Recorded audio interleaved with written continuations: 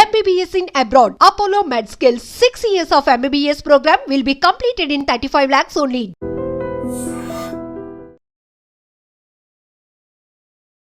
సంవత్సరాలు నేను ఎంత పడి నేను ఒప్పించుకున్నాను అని పడ్డాను. నేను కలిసి ఉండగానే నేను అంగీకరించాను. దానికి నేను చూడలేదు, కలవలేదు.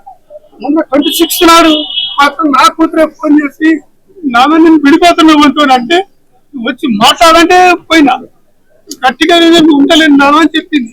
చెప్పిన తర్వాత వాడు మొదటిసారి అతను కలవటాడు, కలిసి వాడు 5 సంవత్సరాల నుండి నేను ఉంటున్నాను.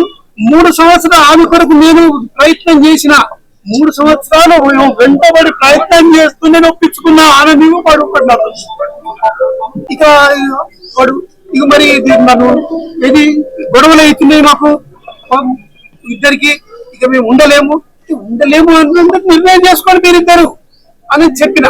అంటే దీనికి వాడు దుర్మార్గుడు, వాడు నా కూతురు ఒక్కదాని కాదు, నా కూతురు లాంటి వాళ్ళని వాడు చాలా మంది చేసినట్టు నాకు తెలుసు, నాకు చరిత్ర తెలిసింది. ఇది వాడు పరమ దుర్మార్గుడు అని ముందే తెలుసు. కానీ నా బిడ్డ నా మాట వినకుండా నేను వాంసనే ఉంటాను అని అనడంతో ఏంటంటే నేను ఊరుకున్నా.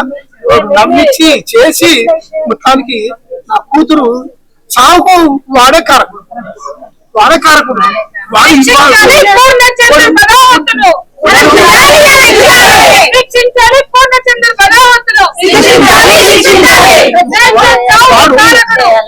వాడు వెంటబడకుండా ఉండుంటే నా కూతురు ఉంటుంది, సచ్చేది కాదు. వాడికి ఏంటంటే వాడికి డబ్బు ఉన్నది. ఏంటో డబ్బు ఉన్నది, నేను ఎంతమంది నేను పెట్టుకుంటా అని సుమార్గంగా వాడి ఇంటికాడ మాట్లాడింది. వాడి భార్య తప్పు ఇట్లా వద్దంటే నీదేంటి, డబ్బు ఉన్నది, నేను ఎంతమందితో పోతాను అనేది కూడా వాడి ఇంటికాడ మాట్లాడినట్టు మాకు రిపోర్ట్ వచ్చింది. అట్లా వాడు ఇది విచ్చలవిడి సంబంధాలు. నా ఉద్దేశంలో ఇటువంటి క్రూర మృగాలు ఏది బతకడం కూడా ఆడపిల్లల జీవితాలను నాశనం చేసిండు. ఇక నా కూతురు లాంటి పరిస్థితి మళ్ళీ ఇంకా ఏ ఆడబిడ్డకు రావద్దు అనేది వాడిని ఖచ్చితంగా కఠినంగా శిక్షించాల్సిందే. మన సమాజానికి చావు గురించి తెలియదు, సూసైడ్ గురించి తెలియదు, ఒక మనిషి ఎందుకు బలవన్మరణంలోకి వెళతారో తెలియదు. అలాంటి వ్యక్తులకి ఎలాంటి సపోర్ట్ సిస్టమ్స్ అవసరం అవుతాయి అనేది వ్యక్తులుగా మనకి తెలియదు, ప్రభుత్వానికి అసలే తెలియదు. ఎందుకు అనంటే ఆడవాళ్ళు ఈ రకమైనటువంటి దాంట్లోకి వెళ్ళి చనిపోతే అది ఒక అవహేళన.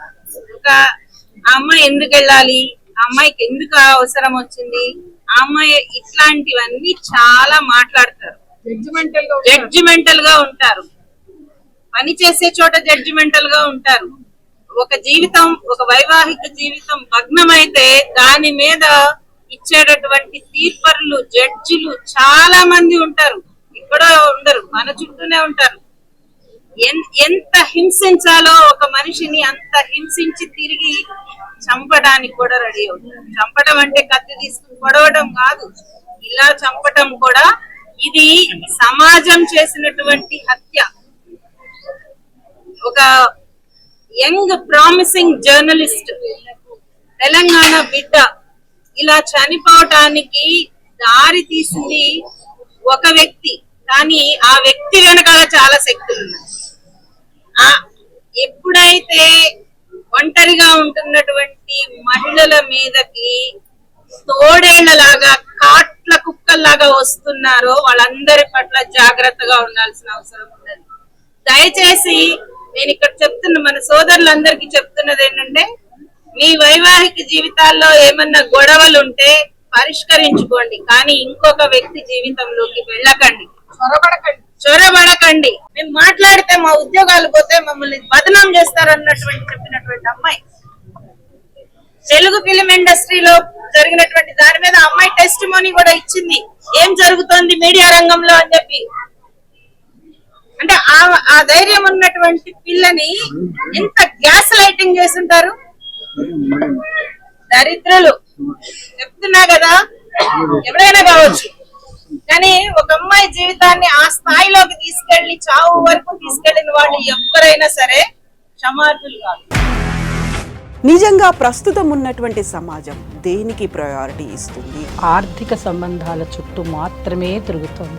మళ్ళీ ఎన్నికలంగానే చాలా విరక్తి కలుగుతున్నాం. మంచి అనిపిస్తుంది కదా, లేడీస్ కూడా ఛాలెంజింగ్ జాబ్స్ చేసినప్పుడు చాలా బాగుంటది. ట్రాఫిక్ అసిస్టెంట్స్ గా నియమించిన ట్రాన్స్జెండర్స్ అందరితో సాల్యూట్ చేయించుకుంటున్నారు. ఫుడ్ డెలివరీ ఇవ్వటానికి వెళ్ళినటువంటి డెలివరీ బాయ్ అనిల్ పై కళ్ళ ముందు పెళ్ళండి